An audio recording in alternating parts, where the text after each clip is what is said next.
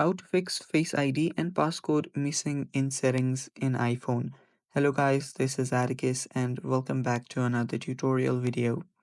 In today's video, I'll teach you guys how you can fix Face ID and passcode missing in settings of your iPhone. So without any further ado, let's dive right into it. First steps first, open up your settings.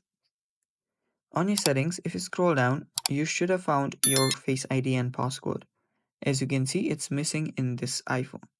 So in this case, what you do is locate your screen time, then tap on it and open it up. Then scroll down till you find content and privacy restrictions. Tap on that, and there you should find your content and privacy restrictions. Toggle that button on, and then what you'll need to do is scroll down. Scroll down, and under Allow Changes to section, you'll find Passcode and Face ID. Tap on that, and make sure that it is turned on Allow. After you do that, you can head back again and go back to your settings.